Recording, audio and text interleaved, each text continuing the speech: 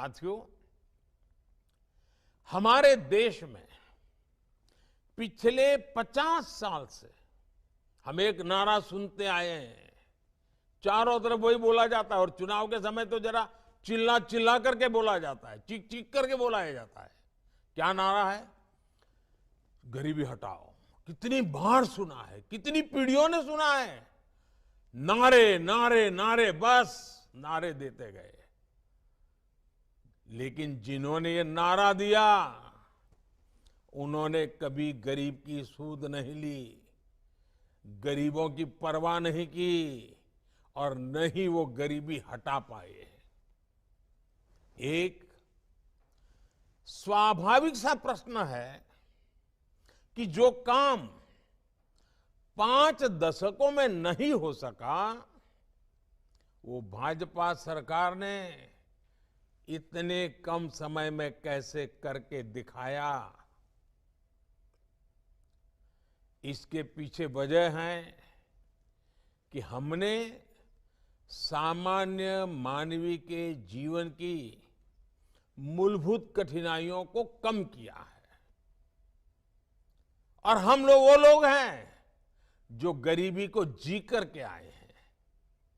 गरीबी की समस्या की जड़ें कहां कहां है, इसका हम लोगों को भली भांति ज्ञान है, अनुभव है।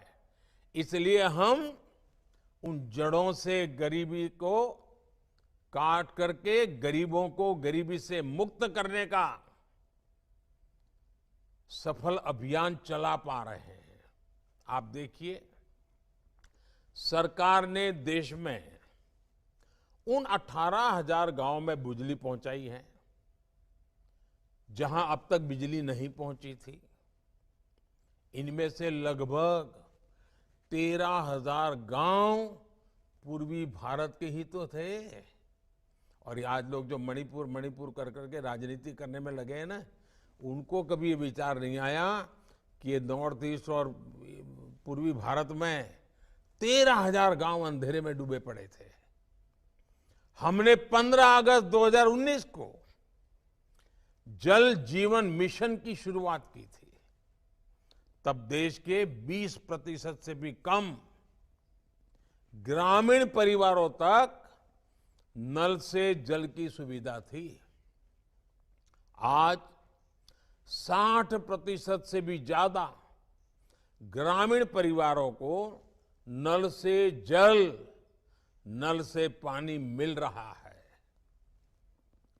आपसे कई लोग ये जानकर हैरान रह जाएंगे कि मिजोरम जैसे राज्य में 4 साल पहले तक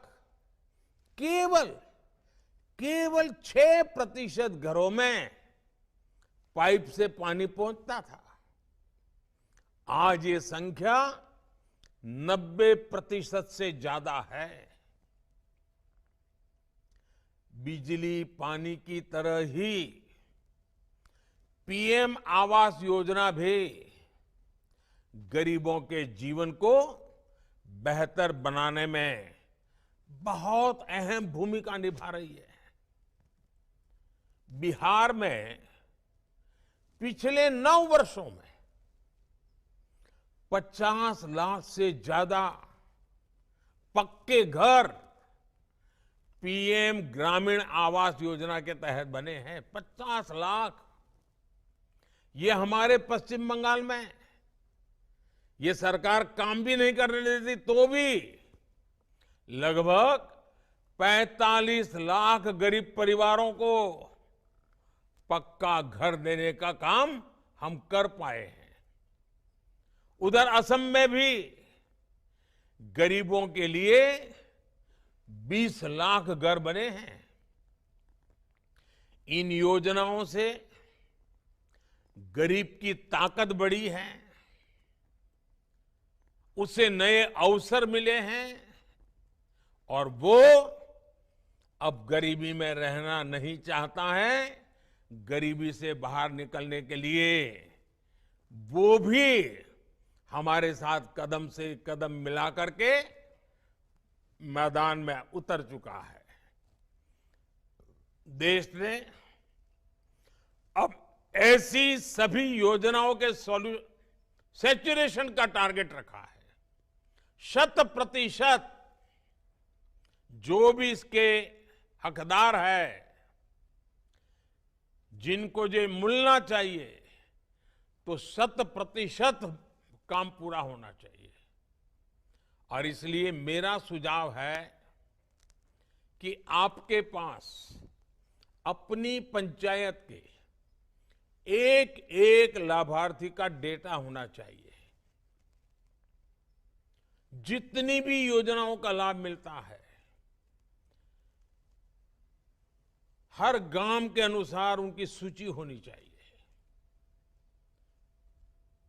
उन्हें इन योजनाओं से जोड़ने के लिए आपको समय सीमा तय करके काम करने की जरूरत है। हर सप्ताह इसका एक चार्ट बना करके अफसरों से रिपोर्टिंग लेना चाहिए। डिटेल में उनसे जानकारी लेनी चाहिए। बताओ भाई, ये योजना इस हफ्ते कहां पहुंची, ये योजना इस हफ्ते कहां पहुंची, फलानी तहसील में क्यों कम रह गए, फलाने गांव में क्यों कुछ नहीं हुआ।